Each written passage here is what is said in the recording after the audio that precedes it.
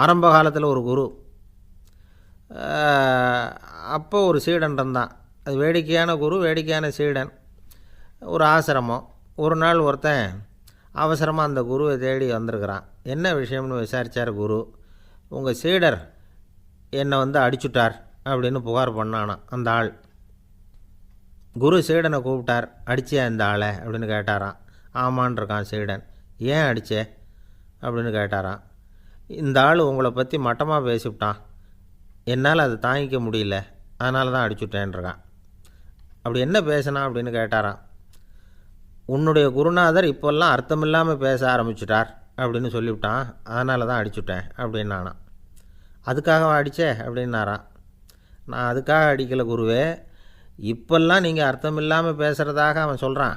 அப்படின்னா இதுவரைக்கும் நீங்கள் அர்த்தத்தோடு பேசினதாகத்தானே அர்த்தம், அது தப்பு தானே, அதனால தான் அடித்தேன் அப்படின்னானான். ஒரு பெரியவர் உட்கார்ந்துருக்கிறார். அவரை சுற்றி அவருடைய தோழர்கள் உட்காந்துருக்கிறாங்க. ஏதோ ஒரு முக்கியமான செய்தியை அவர் அவங்களுக்கு சொல்லிகிட்டு இருக்கிறார். அவங்களும் ஆர்வமாக கேட்டுக்கிட்டு இருக்கிறாங்க. இந்த சமயத்தில் யாரோ ஒரு ஆள் வேகமாக அங்கே வர்றார். வர்ற வேகத்திலேயே எனக்கு ஏதாவது உதவி செய்யுங்க அப்படின்னு கேட்டுக்கிட்டே வர்றார். கேட்குறது உதவி, ஆனால் குரல் மிரட்டுறது மாதிரி இருக்குது, அதட்டி கேட்குறது மாதிரி இருக்குது. இதை கேட்டதும் அந்த பெரியவர் ஆத்திரப்படலை, ஆனால் அவரை சுற்றி இருந்தவங்க ஆத்திரப்பட்டாங்க. இதை பெரியவர் கவனித்தார். கொஞ்சம் அமைதியாக இருங்கன்னார். வந்தவரை கூப்பிட்டார். அவருக்கு சில பொருள்களை கொடுத்தார். என்னங்க இப்போ உங்களுக்கு மகிழ்ச்சி தானே அப்படின்னார். ஆ அப்படின்னு அலட்சியமாக அவர் சொல்கிறார். நான் உங்களை நல்ல முறையில் நடத்தினேன்னா அப்படின்னு கேட்குறாரு அவர் மறுபடியும். அதெல்லாம் ஒன்றும் இல்லை அப்படின்னு சொல்லி அவர் சொல்லிகிட்டு இருக்கிறாரு. குரலில் கடுமை குறையில. சுற்றி இருந்தவங்களால் இதை பொறுத்துக்க முடியல. கோபத்தோடு அவரை நோக்கி நெருங்க ஆரம்பித்தாங்க. பெரியவர் அவங்களையெல்லாம் தடுத்து நிறுத்தினார். வந்தவரை வாங்க என்னோட அப்படின்னு சொல்லி அழைச்சிட்டு போனார். வீட்டுக்கு போனார். அங்கே போனதும் இன்னும் சில பொருள்களை எடுத்து அவர்கிட்ட கொடுத்தார்.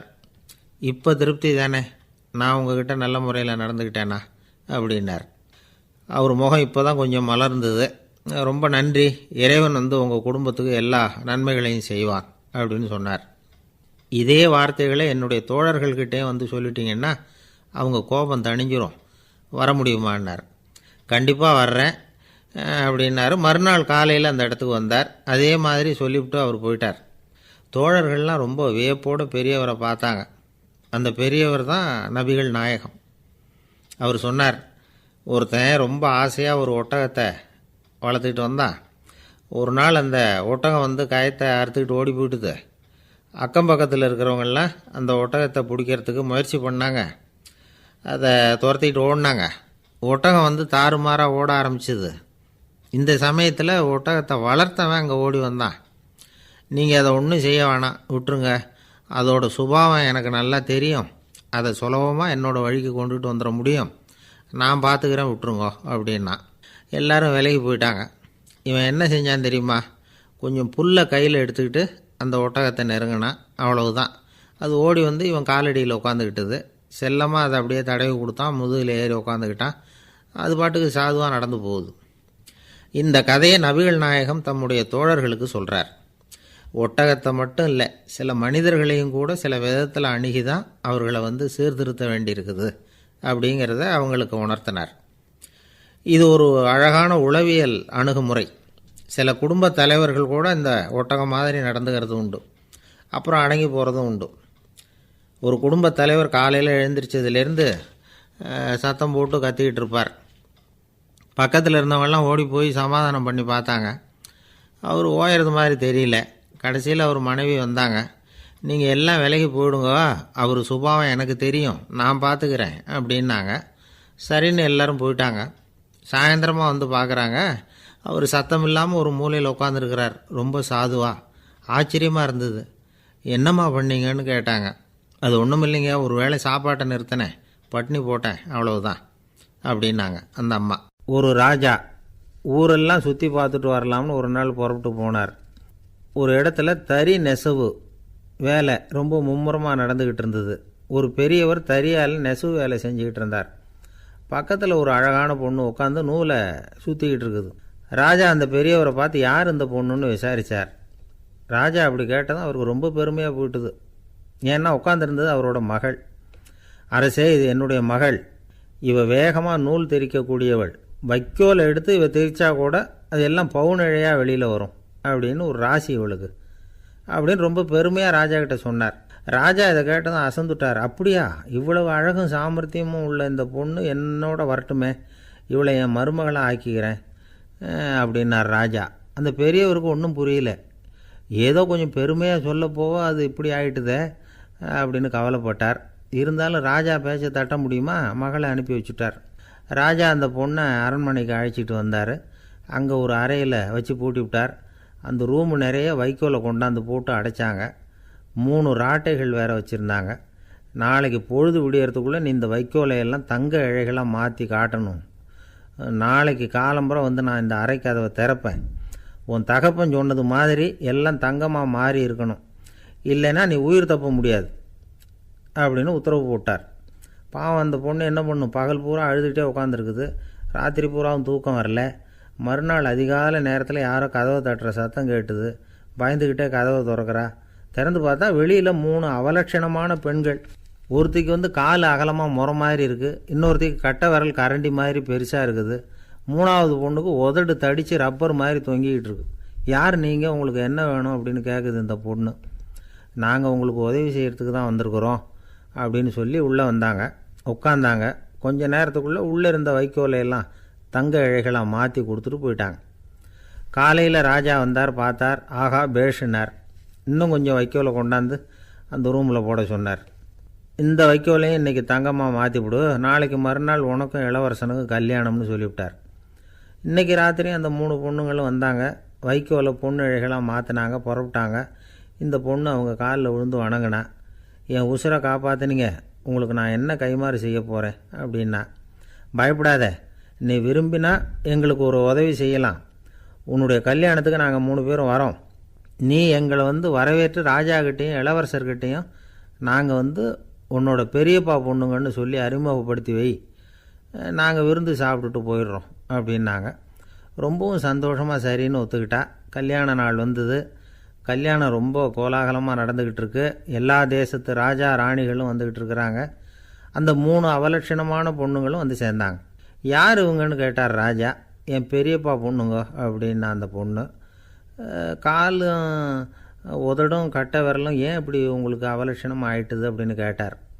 அதுக்கு அந்த பொண்ணுங்க பதில் சொன்னாங்க. என்ன செய்கிறது, ஓயாமல் வைக்கோலை நூற்று ஒருத்தியோட கட்டை விரல் அப்படி கரண்டி மாதிரி ஆயிட்டுது, நாக்கில் தொட்டு தொட்டு திரிச்சதுனால ஒருத்தியோட உதடு அப்படி ஆயிட்டுது, காலால் கட்டையை அழுத்தி அழுத்தி தறி போட்டதுனால இன்னொருத்தையோட கால் அப்படி ஆயிட்டுது. உங்கள் மருமகளாக வந்திருக்கிற இந்த பொண்ணு அந்த 3ஐயுமே செய்ய தெரிஞ்சவ தான். என்ன ஆக போதும் இன்னும் கொஞ்ச நாளில் அப்படின்னாங்க. அவ்வளவுதான். ராஜா பயந்துட்டார். அம்மா, இன்னையிலேருந்து நீ இளவரசனின் மனைவி.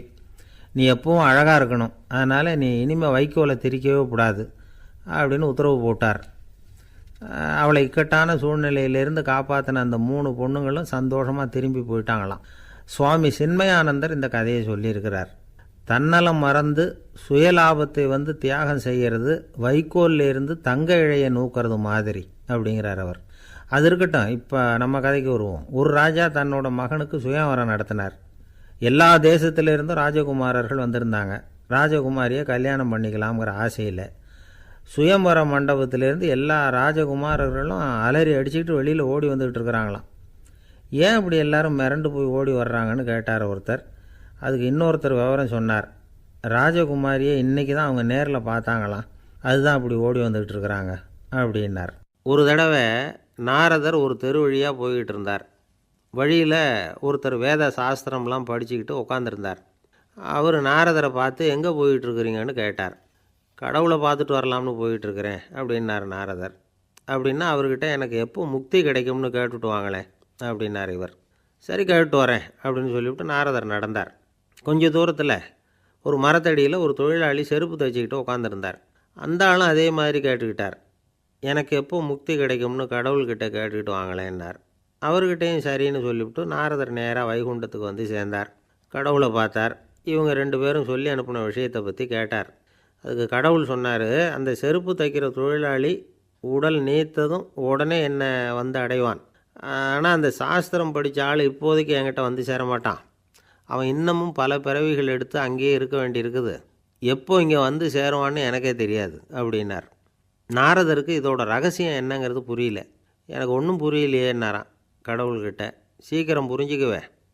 நீ திரும்பி போகிறப்போ நான் இங்கே வைகுண்டத்தில் என்ன செஞ்சுக்கிட்டு இருக்கேன்னு கேட்டால், ஒரு ஊசியின் துவாரத்தில் ஒரு யானையை கோத்துக்கிட்டு இருக்கிறேன்னு அவங்கக்கிட்ட சொல்லு அப்படின்னார் கடவுள் சிரிச்சுக்கிட்டே. நாரதர் பூமிக்கு திரும்பினார். கடவுளை பார்த்தீங்களா, எப்படி இருக்கார் அப்படின்னு விசாரித்தார். வேத சாஸ்திரம் படித்தவர். ஓ பகவானா, அவர் யானையை ஊசியின் காதில் நுழைச்சிக்கிட்டு இருக்கிறார் பார்த்தேன்னார் நாரதர்.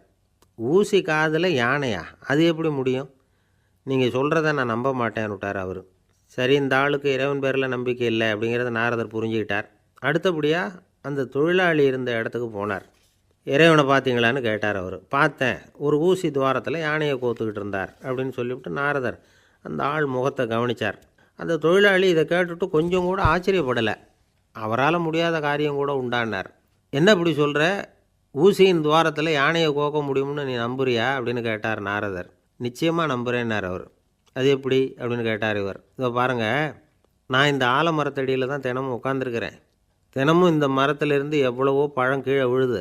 இந்த பழத்தில் இருக்கிற ஒவ்வொரு விதையிலேயும் உள்ள ஒரு ஆலமரம் இருக்குது. ஒரு சின்ன விதைக்குள்ளே ஒரு பெரிய ஆலமரம் இருக்க முடியுங்கிறப்போ ஊசி துவாரத்தில் கடவுள் யானையை நுழைய வச்சாருங்கிறத ஒத்துக்கிறதுல என்ன கஷ்டம் இருக்குது அப்படின்னு ரொம்ப சர்வசாதாரணமாக பதில் சொன்னாராம் அந்த தொழிலாளி. நாரதர் யோசனை பண்ணார். இந்த தொழிலாளி வேத சாஸ்திரங்களையெல்லாம் படிக்கலைன்னா கூட அறிவுபூர்வமாக சிந்தித்து இறைவனை நம்புகிறான்.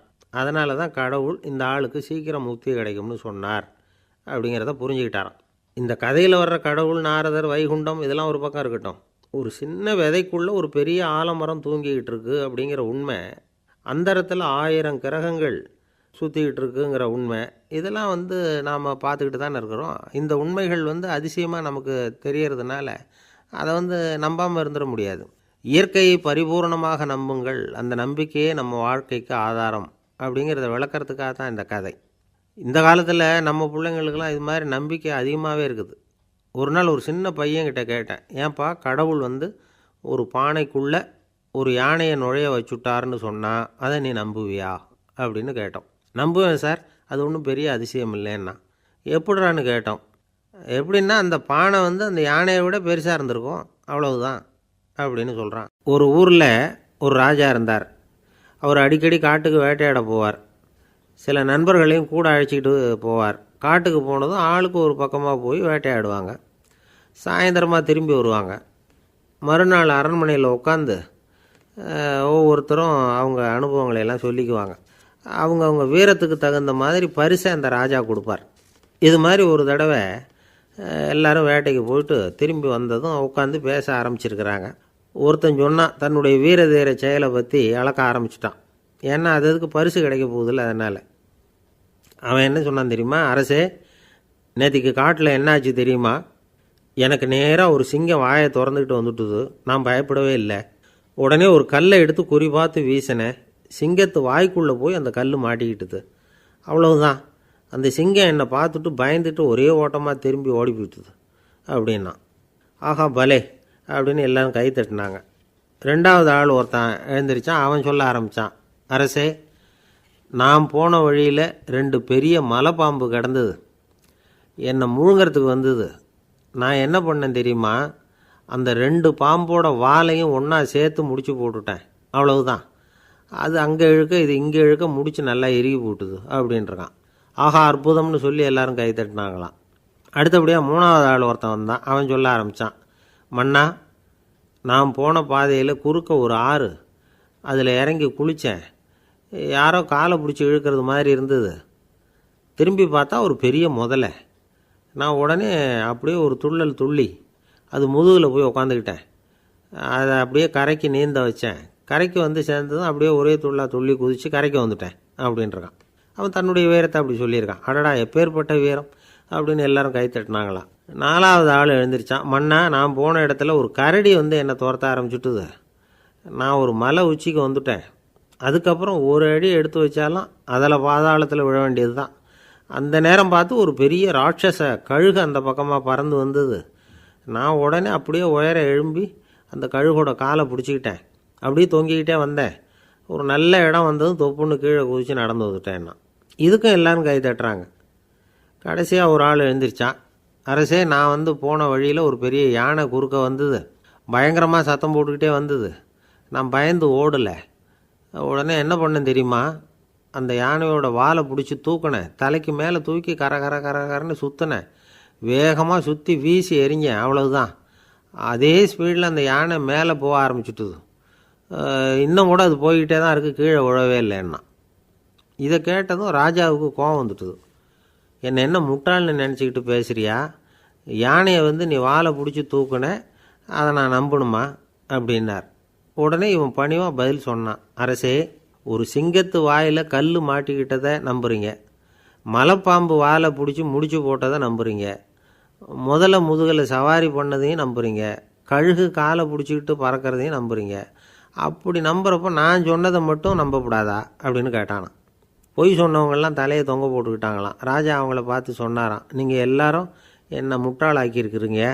கடைசியாக பேசின இவன் தான் எனக்கு உண்மை எது பொய் எதுங்கிறத புரிய வச்சிருக்கிறான். இவன் தான் உண்மையான தைரியசாலி அப்படின்னு சொல்லி அவனுக்கே பரிசையெல்லாம் கொடுத்து பாராட்டினாராம். இப்படி ஒரு கதை. உண்மையை நிலைநாட்டுகிறவன் தான் உண்மையான வீரன் அப்படிங்கிறத இதிலிருந்து நாம் புரிஞ்சுக்கணும். இந்த காலத்துல எல்லாம் பொய் சொன்னால் தான் பிழைக்க முடியுங்கிறது ஒரு சில பேரோட நம்பிக்கை. ஒரு அப்பாவுக்கு தன் மகனுக்கு பொய் சொல்ல தெரியலையேங்கிற கவலை.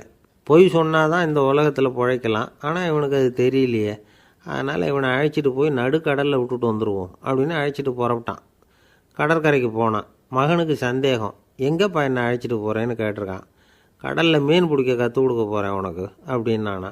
நான் ஏற்கனவே மீன் பிடிச்சிட்டேனேன்னானா இவன் மகன். எங்கே அதுன்னு கேட்டிருக்கான் அப்பங்காரன். சுட்டு சாப்பிட்டுட்டேன்ருக்கான் புள்ள.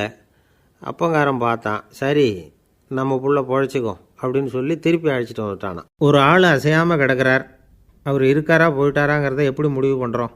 அவர் மூக்குக்கு முன்னாடி புறங்கையை வச்சு பார்க்குறோம், மூச்சு வருதா இல்லையா அப்படிங்கிறத கண்டுபிடிக்கிறதுக்காக. மூச்சுங்கிறது அவ்வளவு முக்கியமான ஒரு விஷயம். சுவாசம் இல்லைன்னா எதுவுமே இல்லை. நம்ம பூமி இருக்க அது கூட சுவாசிக்குதுங்கிறத சோவியத் விஞ்ஞானிகள் கண்டுபிடிச்சிருக்கிறாங்க. பூமிக்கு மேலே இருக்கிற மண் அடுக்கில் காற்றில் உள்ள ஆக்சிஜன் ஆக்சிகரணம் அடையுது அப்படின்னு தான் இதுவரைக்கும் எல்லோரும் நம்பிக்கிட்டு இருந்தாங்க. ஆனால் இப்போ என்ன கண்டுபிடிச்சிருக்கிறாங்கன்னா, அந்த ஆக்சிஜன் பூமிக்குள்ளே 1 கிலோமீட்டர் ஆழம் வரைக்கும் ஊடுருவி போகுதான். பூமிக்குள்ளே 2 பக்கமும் பல கிலோமீட்டர் வரைக்கும் பரவுதான். பூமிக்குள்ளே இருக்கிற நீர்நிலை அடுக்குகள் தான் நுரையீரல் செய்கிற வேலையை செய்யுதான். நம்ம உடம்புல நுரையீரல் இல்லைன்னா ஒன்றும் நடக்காது. ஒரு மரத்தை தலைகீழாக தொங்க போட்டால் எப்படி இருக்கும்? அப்படி யோசிச்சு பாருங்கள். அப்படி தான் இதுவும், நுரையீரலும் அப்படி தான் இருக்கும். வலது பக்கம் ஒன்று, இடது பக்கம் ஒன்று. வலது பக்கம் நுரையீரல் கொஞ்சம் பெருசாக இருக்கும், நுட்பமான நரம்பு குழாய்கள் அதில் இருக்கும்.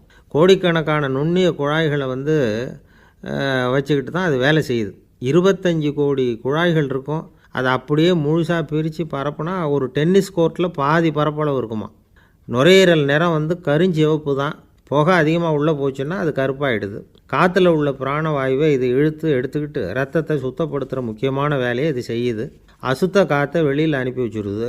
ஒருத்தர் வேகமாக ஓடி வரார், அவருக்கு மூச்சு இறைக்கும். பயங்கரமாக எதையாவது பார்த்து விடுறார், உடனே மூர்ச்சை ஆகிடுவார். இது மாதிரி சமயங்களில் வேறு எந்த தூண்டுதலும் இல்லாமல் நுரையீரல் தானாகவே இயங்கும். இப்படி ஒரு அவசியம் ஏற்படுறப்போ இயக்கத்தை தூண்டி விடுற முக்கியமான இணைப்பு மூளைக்கு கீழே முதுகு எலும்புக்கு மேற்பகுதியில் இருக்குது. அது உடனே சுவாசத்துக்கு அவசர உதவியை கொடுக்குது. இப்போ ஒருத்தர் பேசாமல் உட்காந்துருக்கார். இந்த சமயத்தில் அவருக்கு 1 பங்கு காற்று தேவைப்படுதுன்னு வச்சுக்கோங்க. அவர் எழுந்திரிச்சு நடக்கும் பொழுது 1.5 மடங்கு தேவைப்படும். ஓடினார்னா 3 மடங்கு தேவைப்படும். படுத்துருக்கிறப்ப 1/2 மடங்கு தான் தேவைப்படும். இதுக்கு நிமிஷத்துக்கு 16 தடவை மூச்சு விட்டாகணும். இப்படி சாதாரணமாக உள்ளே இழுக்கிற காற்று கொஞ்சம்தான் இருந்தாலும் இது மாதிரி 8 மடங்கு காற்றை உள்ளே இழுத்து வச்சுக்கிற சாமர்த்தியம் நுரையீரலுக்கு இருக்குதான். தண்ணி, நுண்கிருமிகள், ரசாயன பொருள் இப்படி எது உள்ளே போனாலும் நுரையீரல் சமாளிச்சுக்கும். 30 வருஷமாக விடாத புகை பிடிக்கிறவர் தொடர்ந்து உள்ளே அனுப்பி வைக்கிற புகையை கூட சமாளிக்குதுன்னா பார்த்துங்களேன். உள்ளே போகிற புகை நுட்பமான சுவாச முடிச்சுகளை அழிச்சு விடுது. கறி புகை அது மேலே படிஞ்சு உபயோகம் இல்லாமல் பண்ணிவிடுது. ஆனாலும் தேவைக்கு அதிகமாக 8 மடங்கு கூடுதலாக சுவாச முடிச்சுகள் நம்ம உடம்புக்குள்ளே இருக்கிறதுனால சமாளிக்க முடியுது. சமாளிக்க முடியலன்னா சில சமயம் மூச்சு திணறும். அதை ஒரு எச்சரிக்கையாக எடுத்துக்கிட்டு புகை பிடிக்கிற பழக்கத்தை விட்டுடணும். அதுதான் நல்லது. ஆனால் அப்படி யார் விடுறது? இணை பிரியாத 2 நண்பர்கள் இருந்தாங்களாம். 2 பேரும் விடாமல் சிகரெட்டு குடிக்கிறவங்க. அதில் ஒருத்தன் செத்து போட்டான்.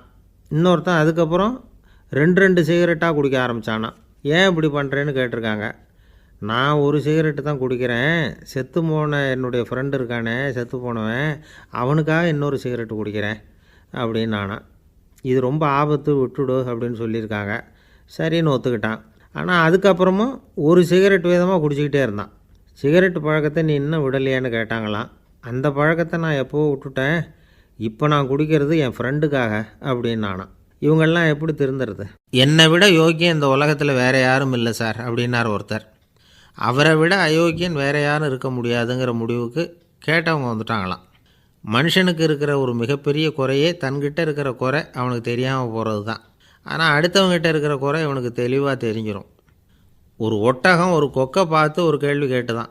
என்ன கேள்வி தெரியுமா? உன் கழுத்து ஏன் இப்படி வளைஞ்சி போயிருக்குது அப்படின்னு கேட்டிருக்கு. இதுக்கு உடம்பே வளைச்சல். இது போய் கொக்கை கிண்டல் பண்ணுது. இன்றைக்கி மனித சுபாவமும் கிட்டத்தட்ட இப்படி தான் இருக்குது. இந்த உலகத்தில் குறையில்லாத மனிதர்கள் யாரும் கிடையாது, நாம் உள்பட. அப்படிங்கிறத முதல்ல நாம் நல்லா புரிஞ்சுக்கணும். ஒரு ஊரில் ஒரு விற்பனை நிலையம் இருந்தது. செல்ல பிராணிகளை விற்பனை செய்கிற நிலையம் அது. நாய், கிளி, பூனை இப்படி நிறைய வச்சு விற்பனை பண்ணிகிட்டு இருக்கிறாங்க. நாய்க்குட்டி விற்பனை செய்கிற பகுதியில் ஒரு சிறுவன் நின்றுக்கிட்டு இருந்தான். விற்பனை செய்கிற ஆளுக்கிட்ட விலை கேட்டுக்கிட்டு இருந்தான். அதோ இருக்குதே அந்த நாய்க்குட்டி என்ன விலை அப்படின்னு கேட்டானா. 1000 ரூபா அப்படின்னாரான். சரி அது வேணாம், இது என்ன விலைன்றிருக்கான். 500 ரூபா அப்படின்னாரான். இந்த சின்ன பையன் கையில் வச்சுருந்தது வெறும் 50 ரூபா தான். அதனால் இதை விட குறைச்சலாக கிடைக்குமான்னு பார்த்துருக்கான். அந்த கடையில் ஒரு மூலையில் சரியாக கவனிக்கப்படாமல் ஒரு நாய்க்குட்டி படுத்து கிடந்தது. பாவமாக கத்திக்கிட்டு இருந்தது. அதை பார்த்ததுமே இவனுக்கு அது ரொம்ப பிடிச்சி போச்சு. உடனே அந்த கடைக்காரரை பார்த்து, அதுவும் அந்த மூலையில் படுத்து கிடக்குதே அந்த நாய்க்குட்டி என்ன விலை அப்படின்னு கேட்டிருக்கான். தம்பி, அது ஒரு கால் ஊனம், அதனால் அது உன்னோட குதித்து விளையாடவோ ஓடுறதோ அதால் முடியாத காரியம் அப்படின்ட்டுருக்கார் அவர். அது தெரிஞ்சு தாங்க கேட்குறேன், அதோட விலை என்ன அதை மட்டும் சொல்லுங்களேன் அப்படின்ட்டுருக்கான். தம்பி, இது கால் ஊனம் உள்ள ஒரு நாய். இதை போய் காசு கொடுத்து வாங்கிறதுக்கு யாராவது பிரியப்படுவாங்களா? இதை நான் உனக்கு இலவசமாகவே தர்றேன், எடுத்துகிட்டு போ அப்படின்னாரான். இதை கேட்டதும் அந்த சிறுவனுக்கு கோவம் வந்துட்டு தான். நீங்கள் ஒன்றும் சும்மா கொடுக்க வேணாம், இந்தாங்க 50 ரூபா, இதை வச்சுக்கிட்டு நாய்க்குட்டியை கொடுங்க அப்படின்ட்டுருக்கான். அவருக்கு ஒன்றும் புரியல, ஆச்சரியமாக இருந்தது. சரின்னு பணத்தை வாங்கிட்டு நாய்க்குட்டியை தூக்கி கொடுத்தார். அந்த சிறுவன் அந்த நாய்க்குட்டியை 2 கையாலையும் வாங்கினா, மார்போடு பிரியமாக சேர்த்து அணைச்சிக்கிட்டான். தெருவில் இறங்கி நடக்கிறான். அப்படி நடக்கும்பொழுது தான் பார்க்குறார், கடைக்காரர் ஆச்சரியமாக அவனை பார்க்குறார். அப்போ தான் அவருக்கு ஒரு விஷயம் புரியுது. அந்த சிறுவன் தெருவில் நாய்க்குட்டியை மார்போடு அணைச்சிக்கிட்டு விந்தி விந்தி நடந்து போய்கிட்டு இருக்கிறான். ஆமாம், அவனுக்கும் ஒரு கால் ஊனம். இந்த நாய்க்குட்டியை யாருமே வாங்க மாட்டாங்கன்னு நினச்சிக்கிட்டு இருந்தார். குறையுள்ள அதுக்கும் ஒரு எஜமானன் கிடச்சிட்டான். அதனால் ஊனம் ஒரு குறை இல்லை அப்படிங்கிற உண்மையை அந்த கடைக்காரர் புரிஞ்சுக்கிட்டாரான். நம்மால் ஒருத்தர் கொஞ்சம் வயசானவர், எழுந்திரிச்சு சரியாக நடக்க முடியாது, சாய்வு நாற்காலியிலேயே எப்பவும் உட்காந்துருப்பார். அவர் தனக்கு துணையாக ஒரு நாயை பக்கத்தில் வச்சுருந்தார். அதுவும் ரொம்ப வயசான ஒரு நாய், எழுந்திரிக்கவே சிரமப்படும், நடக்கவும் முடியாது. அவர் பக்கத்துலேயே இதுவும் சோர்ந்து போய் படுத்து கிடக்கும். அந்த பெரியவரை பார்க்க வந்த ஒருத்தர் கேட்டார், ஏங்க, ஒரு சின்ன பையனை உங்களுக்கு துணையாக வச்சுக்கப்படாதா? இந்த நாயை உங்களுக்கு பாதுகாப்பாக வச்சுருக்கிறீங்களே, உங்களுக்கு ஒரு ஆபத்துன்னா இது எப்படி உங்களுக்கு உதவ முடியும் அப்படின்னார். அப்போ அவர் சொன்னாராம், எனக்கு ஒரு ஆபத்துன்னா அந்த சமயத்தில் இந்த நாய் என்னை தனியாக விட்டுட்டு ஓடி போயிடாமல் இருக்கணும்ல, அதுக்காக தான் இதை நான் வச்சுருக்கிறேன் அப்படின்னாராம். நம்மளில் சில பேர் ரொம்ப தைரியமாக இருப்பாங்க.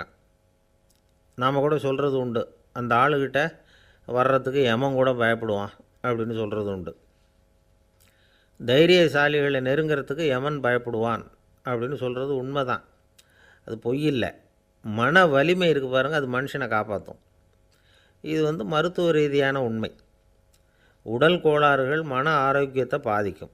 மன எழுச்சி, மன போராட்டம் இதெல்லாம் உடல் இயக்கத்தில் மாறுதலை உண்டாக்குது. சில வகையான நோய்களுக்கும் மனசுக்கும் இருக்கிற சம்பந்தம் என்னங்கிறத பற்றியெல்லாம் இப்போ ஆராய்ச்சி பண்ணுறாங்க. ஆஸ்மா, மூட்டு வலி, பெருங்குடல் அழற்சி, உயர் இரத்த அழுத்தம், சோரியாசிஸுங்கிற தோல் வியாதி, வயிற்று புண்ணு, இந்த தைராய்டு நச்சுத்தன்மை, இது மாதிரி நோய்களை உண்டாக்குறதுல மனசோட பங்கு என்னங்கிறத பற்றியெல்லாம் ஆய்வு பண்ணி பார்த்துருக்குறாங்க.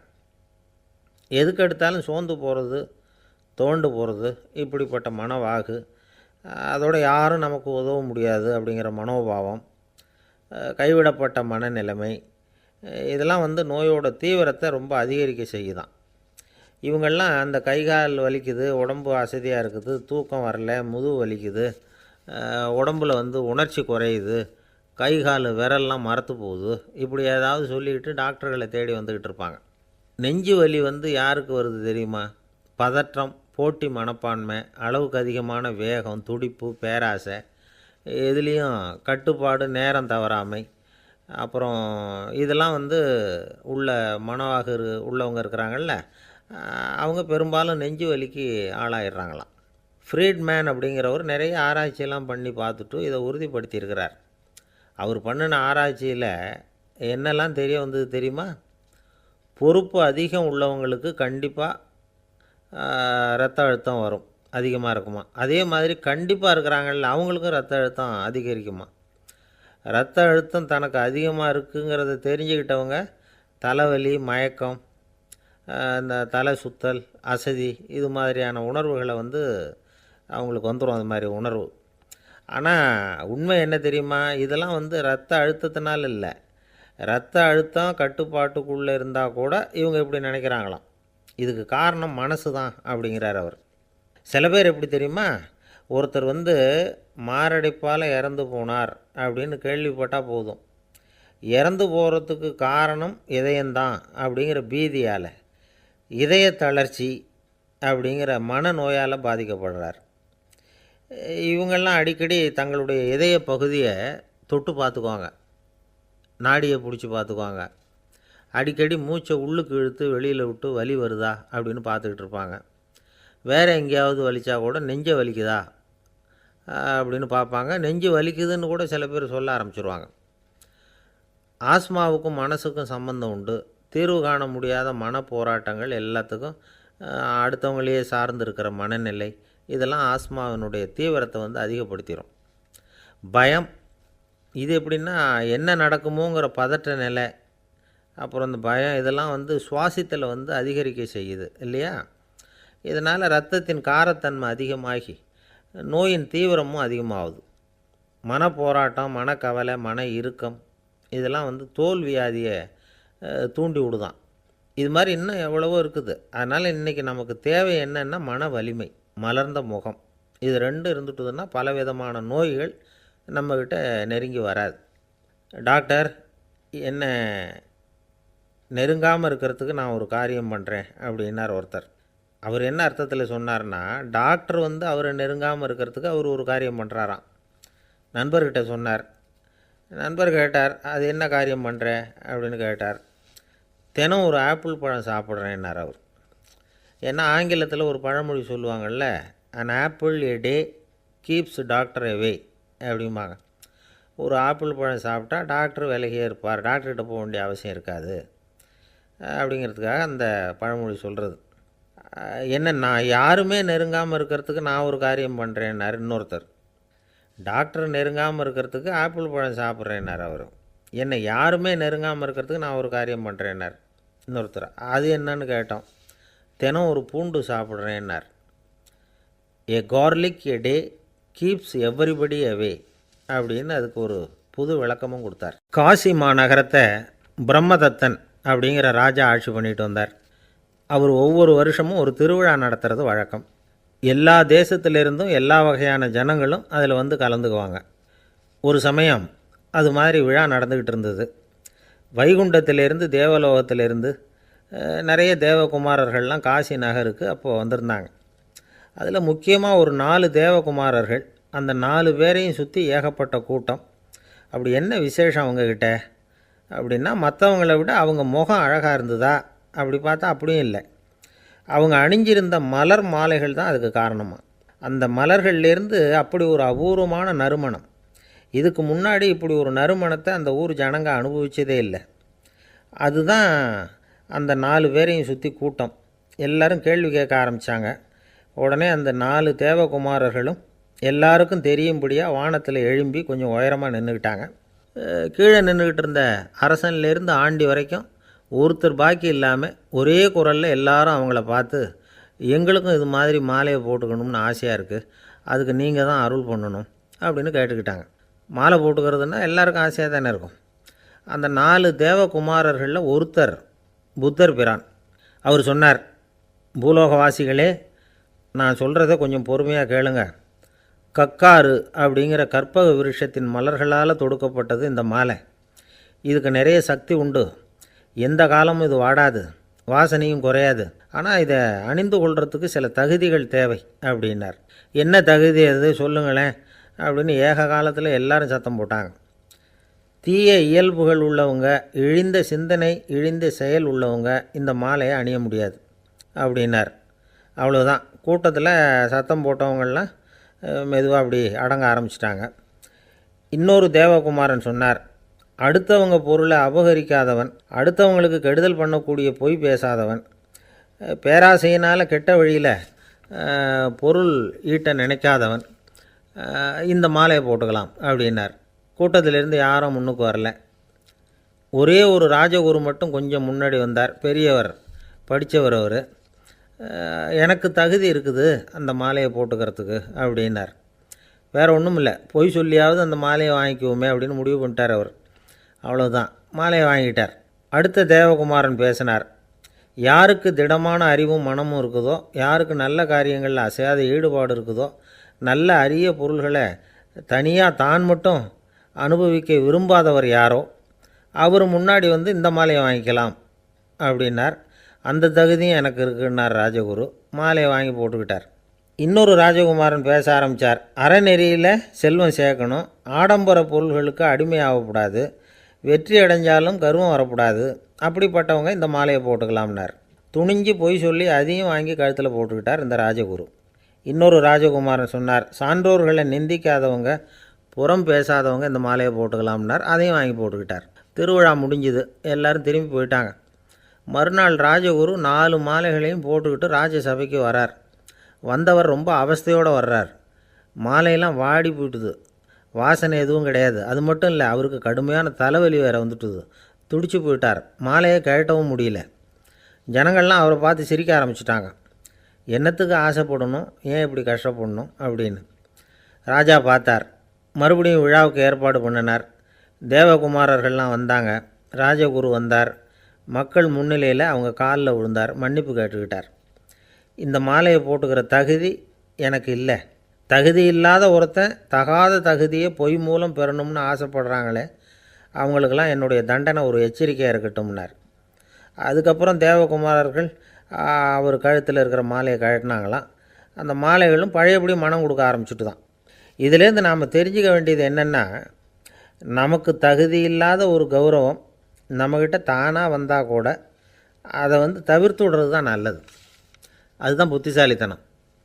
ஒருத்தர் வந்தார். சார், எங்கள் இலக்கிய மன்ற விழாவுக்கு நீங்கள் தலைமை தாங்கணும்னார். உடனே இவர் சொன்னார், பேச்சாளர், சார், இலக்கியத்தை பற்றி பேசுகிற தகுதி எனக்கு இல்லையே அப்படின்னார். உடனே அவர் கூப்பிட வந்தவர் சொன்னார், அந்த தகுதி உங்களுக்கு இல்லைங்கிறது எங்களுக்கும் தெரியும் சார், அதனால தான் உங்களை தலைமை தாங்க கூப்பிட்றேன் அப்படின்னார். அது சரி, தலைமைன்னா அதுக்கு இவர் என்ன தான் அர்த்தம் பண்ணுறாருன்னு தெரியல. ஒரே ஒரு ஊரில் ஒரு ராஜா இருந்தார். அவர் பேரில் மக்களுக்கு ரொம்ப மரியாதை. அவ்வளவு நல்லா ஆட்சி புரிஞ்சுக்கிட்டு வந்தார். அவருக்கு வயசாகிட்டுது. அதனால் ஒரு நாள் அமைச்சரை கூப்பிட்டார். இதை பாருங்கள், எனக்கு வயசாகிட்டுது, அதனால் இந்த அரச பொறுப்பையெல்லாம் நீங்கள் ஏற்றுக்குங்க அப்படின்னார். அதுக்கப்புறம் ராணியை கூப்பிட்டார். வா, நாம் இனிமேல் இங்கே இருக்க வேணாம், காட்டுக்கு போய் தவம் பண்ணலாம் அப்படின்னு கூப்பிட்டார். இந்த செய்தி மக்களுக்கு அறிவிக்கப்பட்டது. மக்கள் உடனே கூட்டம் கூட்டமாக அரண்மனைக்கு வர ஆரம்பிச்சிட்டாங்க. மன்னரை போய் பார்க்குறாங்க. அரசே, தாங்கள் எங்களுக்கு தந்தை மாதிரி. நீங்கள் காட்டுக்கு போயிட்டால் நாங்கள்லாம் இங்கே எப்படி இருக்க முடியும்? எங்களுக்கெல்லாம் எந்த துன்பமும் இல்லாமல் பார்த்துக்கிட்டு வர்றீங்க. இது மாதிரியான ஒரு அரசாட்சி இல்லைன்னா மக்கள் வாழ்ந்து என்ன பயன் அப்படின்னாங்க. இருந்தாலும் என்ன பண்ணுறது, வயசாகிட்ட காரணத்தினால இந்த முடிவுக்கு வர வேண்டியிருக்குது அப்படின்னாராம் ராஜா. அப்படின்னா நீங்கள் காட்டுக்கு போக வேணாம், நாங்கள் போகிறோம். நாங்கள் அங்கே போய் தவம் பண்ணுறோம், வழிபாடு பண்ணுறோம். கடவுள் வருவார், அவர்கிட்ட வரம் வாங்கிட்டு வந்துடுறோம் அப்படின்னாங்களாம். அப்படி சொல்லிவிட்டு உடனே எல்லோரும் காட்டுக்கு போனாங்க. நாட்டு மக்கள் எல்லாரும் ஒட்டு மொத்தமாக காட்டில் உட்காந்துக்கிட்டு தவம் பண்ணுறதை பார்த்தார் கடவுள். உடனே புறப்பட்டு வந்தார். எல்லோரும் இப்படி உட்காந்துருக்குறீங்களே, என்ன வேணும் உங்களுக்கு அப்படின்னு கேட்டார். உடனே மக்கள் எல்லாரும் ஒரு குரலில் சொன்னாங்க, சுவாமி, எங்கள் மன்னன் ரொம்ப நாளைக்கு நல்லபடியாக இருக்கணும். அவர் மகிழ்ச்சியாகவும் உடல் நலத்தோடும் இருந்தால் தான் நாங்கள் அமைதியாக வாழ முடியும் அப்படின்னாங்க. சரி, அதுக்கு என்ன செய்யணும் அப்படின்னார் ஆண்டவன். எங்கள் மன்னருக்கு இன்னும் ஒரு 100 வருஷம் ஆயுளை கொடுங்கோ அப்படின்னாங்க. அவ்வளவு தானே, சரி அப்படியே ஆகட்டும் அப்படின்னு சொல்லிவிட்டு ஆண்டவன் போயிட்டார். மக்கள் மகிழ்ச்சியோடு திரும்பி வந்தாங்க. மன்னா, கடவுள் வரம் கொடுத்துட்டார், நீங்கள் 100 வருஷம் வாழ போகிறீங்க அப்படின்னாங்க. இதை கேட்டதும் ராணி ராஜாவை வணங்கி நான் தவம் செய்ய போகிறேன் அப்படின்னு புறப்பட்டாங்க. உடனே மக்கள் என்ன நினச்சாங்க தெரியுமா? ஐயோ, நாம் ராஜாவுக்கு மட்டும்தானே நீண்ட ஆயுள் வேணும்னு வரம் வாங்கினோம், ராணிக்கு வாங்கலையே, அதுதான் கோபத்தில் புறப்பட்டாங்க போல இருக்குது அப்படின்னு நினச்சி வருத்தப்பட்டாங்க. ஆனால் ராணி நினச்சது அது இல்லை. ராணி போய் தவம் பண்ணாங்க, கடவுள் காட்சி கொடுத்தார். இவங்க கேட்குறாங்க, சுவாமி, ராஜாவுக்கு மட்டும் 100 வருஷம் ஆயுள்னு வரம் கொடுத்துட்டீங்க, அப்படின்னா குடிமக்களும் 100 வருஷம் இருக்கணும். இப்படிப்பட்ட குடிமக்கள் இல்லைன்னா அப்படிப்பட்ட அரசன் இருந்து என்ன பிரயோஜனம் அப்படின்னாங்களாம். ஆண்டவன் பார்த்தார், சரி அவங்களும் 100 வருஷம் வாழ்வாங்க, அது மட்டும் இல்லை நீயும் 100 ஆண்டு காலம் வாழ வரமளிக்கிறேன் அப்படின்னு சொல்லிவிட்டு மறைஞ்சிட்டார். இதில் ஆண்டவன் வர்றதும் மறையிறதும் முக்கியம் இல்லை. இதில் கவனிக்க வேண்டியது ஆள்கிறவனின் விசால மனம், குடிமக்களின் விசால மனம், ஆள்கிறவன் மனைவியினுடைய விசால மனம்.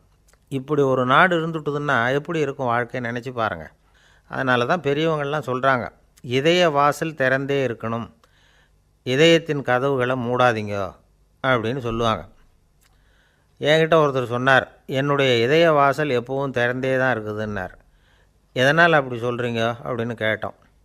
டாக்டரே சொல்லிவிட்டார், என்னுடைய இதயத்தில் ஒரு ஓட்டை இருக்குது அப்படின்னு, வால்வு சரியில்லையா அப்படிங்கிறார். அளவுக்கு மிஞ்சினால் அமிர்தமும் நஞ்சு அப்படின்னு சொல்லுவாங்க. அது உண்மைதான். ஒருத்தருக்கு அளவுக்கு மீறிய புகழ் வந்துட்டுதுன்னு வச்சுங்க, அது கூட ஆபத்தாக போயிடுறது உண்டு. பழங்காலத்துல எல்லாம் கிரேக்க தேசத்தில் ஒரு பழக்கம் உண்டாம். அதாவது யாராவது ஒருத்தரை நாடு கடத்தணும்னா அதுக்கு ஒரு வழி உண்டு. அதாவது ஒருத்தரை நாடு கடத்தணும்னு மக்கள் விரும்புகிறாங்கன்னு வச்சுங்களேன், அவர் பேரை ஒரு மண்பாண்ட ஓட்டுச்சில்லில் எழுதி அதை ஒரு குறிப்பிட்ட பொது இடத்துல போட்டுற வேண்டியது, அவ்வளவுதான். இது மாதிரி பல பேர் போட்டுக்கிட்டே இருப்பாங்க, எல்லாம் அப்படியே குவிஞ்சு போயிடும்.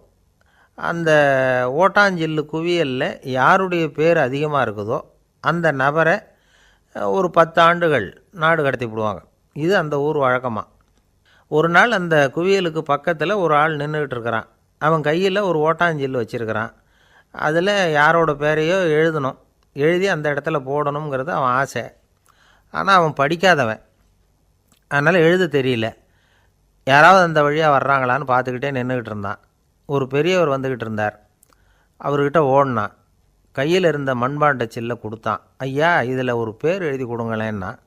அந்த பெரியவர் அதை வாங்கி கையில் வச்சுக்கிட்டு, என்ன பேர் எழுதணும் சொல்லு அப்படின்னா.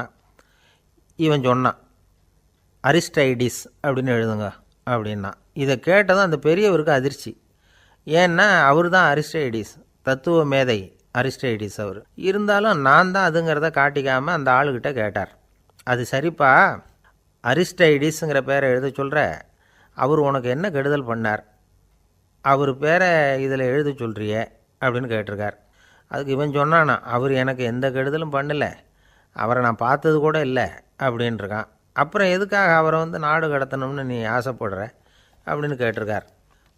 இப்போ அந்த ஆள் சொல்கிறான், அரிஸ்டைடஸை பற்றி எல்லாரும் பேசுகிறாங்க, அவர் ரொம்ப நல்லவர், அவர் ஒரு பெரிய அறிவாளிங்கிறாங்க, அவர் ஒரு பெரிய வள்ளல், பேரறிஞர், இப்படி எல்லாரும் சொல்கிறத கேட்டு கேட்டு எனக்கு ரொம்ப அலுத்து போயிட்டுது, அதனால தான் வெறுப்பாயிட்டேன் அப்படின்னு நானும். இதிலேருந்து என்ன தெரியுது? நாம் நல்லவனாக இருக்கிறதுல ஒன்றும் இடைஞ்சல் இல்லை. ஆனால் நம்மளை நல்லவன் நல்லவன் எல்லாரும் சொல்ல ஆரம்பிச்சிட்டாங்கன்னு வச்சுக்கோங்க, அப்போ இடைஞ்சல் ஆரம்பம்னு அர்த்தம். எதுவுமே அளவுக்கு மிஞ்சி போகாமல் பார்த்துக்க வேண்டியது ரொம்ப அவசியம். அளவுக்கு அதிகமாக ஆசைப்படாதவங்களில் ஆப்ரஹாம் லிங்கனும் ஒருத்தரான். அவர் ஒரு தடவை தன்னுடைய நண்பர்கள்கிட்ட பேசிக்கிட்டு இருந்தாராம். ஒருத்தர் கேட்டிருக்கார், ஒரு மனுஷனுக்கு கால்கள் எவ்வளோ உயரம் இருக்கணும் அப்படின்னு கேட்டாராம். இதுக்கு ஆப்ரஹாம் லிங்கன் சொன்னாராம், அது என்ன, இடுப்புலேருந்து தரையை தொடுற அளவுக்கு உயரம் இருந்தால் போதும் அப்படின்னாராம். ஒரு ஜென் துறவி, அவருக்கு ரொம்ப வயசாகிட்டுது, கடைசி காலம். நண்பர்களெல்லாம் கூப்பிட்டார். நண்பர்களே, நான் வித்தியாசமான முறையில் சாகணும்னு ஆசைப்பட்றேன், அதுக்கு ஏதாவது யோசனை சொல்லுங்களேன் அப்படின்னு கேட்டாராம். நண்பர்கள் சிரித்தாங்க. என்ன பேச்சு பேசுகிறீங்க, சாவறதுங்கிறது என்ன விளையாட்டுத்தனமான காரியமா அப்படின்னு கேட்டிருக்காங்க. அந்த துறவி கொஞ்ச நேரம் யோசனை பண்ணார். அப்புறம் கேட்டாராம், இது வரைக்கும் யாராவது நடந்துக்கிட்டே இறந்துருக்குறாங்களா அப்படின்னாராம். எல்லாரும் இல்லைன்னாங்களாம். ஒருத்தர் மட்டும் சொல்லியிருக்கார், அப்படியும் ஒருத்தர் இறந்துருக்கிறதாக ஒரு கதையில் படிச்சிருக்கிறேன், ஒரு ஞானியால் தான் அப்படியெல்லாம் செய்ய முடியும் அப்படின்னு அவர் சொன்னாராம். சரி, அப்படின்னா அந்த முறை நமக்கு வேணாம், நின்றுக்கிட்டே யாராவது உயிரை விட்டுருக்காங்களா அப்படின்னு விசாரித்தாராம். அப்படியும் ஒருத்தர் இறந்துருக்கிறார் அப்படின்னாங்களாம். மறுபடியும் அந்த துறவி யோசனை பண்ணியிருக்கிறார். ஏதாவது வித்தியாசமான முறையில் நாம் போகணும் அப்படிங்கிறது அவருடைய விருப்பம். மனிதன் எப்படி வாழ்கிறானோ அப்படி இறப்பது தான் நல்லது. சரி, யாராவது தலைகீழாக யோகம் செய்யும் நிலையில் இறந்துருக்கிறாங்களா அப்படின்னு விசாரித்தாராம். நண்பர்கள் சிரித்தாங்க. தலைகீழாக நின்னபடி இறந்ததாக நாங்கள் கேள்விப்பட்டதே இல்லை, அது முடியாத காரியம் அப்படின்ட்டுருக்காங்க. இப்போ அந்த துறவிக்கு திடீர்னு உற்சாகம் வந்துட்டுது. உடனே எழுந்திரிச்சார், தலைகீழாக நின்னார், அப்படியே உயிரை விட்டுட்டார். அவ்வளோதான். அந்த மடாலயத்தில் ஒரே குழப்பம். எப்படி அவரை கீழே இறக்கி படுக்க வைக்கிறது அப்படின்னு புரியல.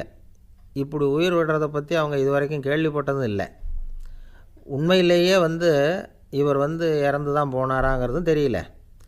சோதித்து பார்த்தாங்க. இதய துடிப்பு, நாடி துடிப்பு எல்லாம் நின்று போயிருந்தது. இவர் எப்பவும் இப்படி தான், என்ன பண்ணுறது இப்போது அப்படின்னு சொல்லி எல்லோரும் குழம்பிக்கிட்டு இருக்கிற சமயத்தில் ஒரு பெரிய ஒரு யோசனை சொன்னார். இந்த துறவியோட மூத்த சகோதரி பக்கத்து மடாலயத்தில் இருக்கிறாங்க, அவங்கள இங்கே அழைச்சிட்டு வந்தால் ஏதாவது வழி கிடைக்கும் அப்படின்னார். அந்த அம்மாவுக்கு 90 வயசு. அழைச்சிட்டு வந்தாங்க. ஒரு குச்சியை ஊன்றிக்கிட்டு அப்படியே மெதுவாக நடந்து வந்தாங்க. தம்பி, தலைகீழாக நின்று உயிர் விட்டு இறக்கிறத பார்த்தாங்க. தம்பின்னு கூப்பிட்டு பார்த்தாங்க, ஒன்றும் காணோம். உடனே என்ன பண்ணாங்க, தன்னுடைய கைத்தடியால் தம்பியோட உடலை ஒரு தட்டினாங்க. ஏப்பா, சாகிறப்பவும் உன்னுடைய குறும்புத்தனத்தை விடலையா? இப்படியாடா சாகிறது, ஒழுங்காக செத்து தொலை அப்படின்னாங்களாம். அவ்வளவுதான். உடனே அந்த துறவி திரும்பி நேராக நின்னார். அக்கா, கோவப்படாத, நான் ஒழுங்காக சாகிறேன், எப்படி செத்தா என்ன, எல்லாம் எனக்கு ஒன்று தான் அப்படின்னு சொல்லிவிட்டு அப்படியே தரையில் படுத்து உயிரை விட்டாராம். அதுக்கப்புறம் அந்த அம்மா கோலை கையில் எடுத்துக்கிட்டு அப்படியே திரும்பி கூட பார்க்காம அவங்க பாட்டுக்கு போயிட்டாங்களாம். மரணத்தை ஒரு விளையாட்டாக ஆக்கிய அந்த துறவிக்கு வாழ்க்கையே ஒரு விளையாட்டாக தான் இருந்திருக்குது. எந்த நோக்கமும் இல்லாமல் செயல்படுறதுன்னா என்னங்கிறதும் அவருக்கு தெரிஞ்சிருக்குது. பயனை எதிர்பார்க்காமல் பணி செய்து வாழ்ந்து மறைந்த மகான் அவர். தம்முடைய தொழிலை விளையாட்டு போல் செய்ய தெரிஞ்சவருக்கு வாழ்க்கையே ஒரு விளையாட்டாக மாறிடும். எல்லாமே விளையாட்டாகி விடுகிற போது மரணமும் விளையாட்டாகிவிடும் அப்படிங்கிறது தான் அந்த தத்துவம். ஆனால் அதுக்கு முன்னாடி உங்களுக்குள்ளே இருக்கிற உண்மையான நடிகனை நீங்கள் அடையாளம் கண்டுபிடிக்கணும். நீங்கள் நடிக்க வேண்டியதே இல்லை, நீங்கள் ஏற்கனவே நடிச்சுக்கிட்டு தான் இருக்கிறீங்க. நீங்கள் இந்த உண்மையை தெரிஞ்சுக்கணும், அவ்வளவுதான். இதுதான் ஞானிகளுடைய கருத்து. நீங்கள் தெருவில் நடந்து போயிட்டுருக்கிறீங்க, எதிரில் வர்றவர் உங்களை பார்த்து எப்படி இருக்கிறீங்கன்னு கேட்குறார். நல்லா இருக்கிறேங்கிறீங்க. உண்மையிலேயே நாம் நல்லா இருக்க மாட்டோம், ஏதாவது உடம்புல கோளாறு இருக்கும். ஆனால் அப்படி சொல்லுவோம், நல்லா இருக்கிறேன் அப்படின்னு. அது நடிப்பு தானே. உங்களை சந்தித்ததில் ரொம்ப மகிழ்ச்சி அப்படின்னு சொல்கிறோம். உடனே கொஞ்சம் நிதானமாக யோசித்து பாருங்கள், உண்மையிலேயே உங்கள் மனசு மகிழ்ச்சி அடைஞ்சுட்டுதா? அது நடிப்பு தானே. வாழ்க்கையை சரியாக புரிஞ்சுக்கிட்டால் எல்லாமே நடிப்புங்கிறது புரியும். கல்யாண பத்திரிக்கை அனுப்பியிருந்தேனே, ஏன்டா வரலன்னு கேட்டான் ஒருத்தன். வந்திருந்தேனே அப்படின்னானா இவன். டேய், ஏன்டா போய் சொல்கிற, நான் பத்திரிக்கையே உனக்கு அனுப்பலையே அப்படின்ட்டுருக்கான் அவன். அதுக்கு இவன் சொன்னானா, பத்திரிக்கை அனுப்புனேன்னு நீ போய் சொல்கிறப்போ கல்யாணத்துக்கு வந்தேன்னு நான் போய் சொல்லக்கூடாதா அப்படின்னானா. ஒரு பெரிய பியானோ கலைஞர் வியன்னாவில் இருந்தார். ரொம்ப புகழ்பெற்ற இசை கலைஞர் அவர். இங்கிலாந்து மகாராணி விக்டோரியா அவருடைய சங்கீதத்தை கேட்கணும்னு ஆசைப்பட்டாங்க. அவரை அரண்மனைக்கு கூப்பிட்டாங்களாம். பியானோ வாசிக்க சொல்லி கேட்டாங்களாம்.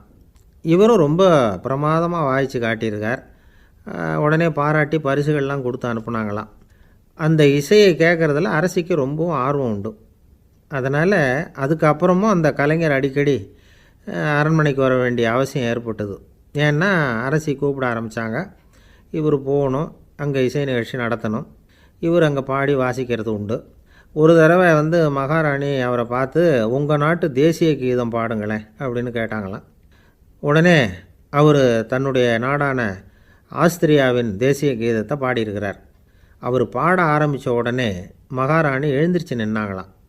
அதுக்கு மரியாதை செலுத்துகிற நோக்கத்தோடு பாட்டு முடிகிற வரைக்கும் அப்படியே நின்றுக்கிட்டு இருந்தாங்களாம். இதுதான் அந்த அரசியினுடைய பெருந்தன்மை. அதாவது நாட்டுப்பற்றுங்கிறது அந்த அளவுக்கு அப்படி இருக்கணும்.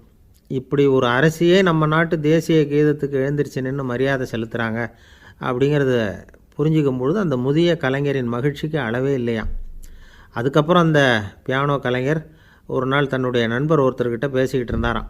அப்போ சொன்னாராம், மகாராணியார் எனக்கு எவ்வளவோ பரிசுகள்லாம் கொடுத்துருக்குறாங்க.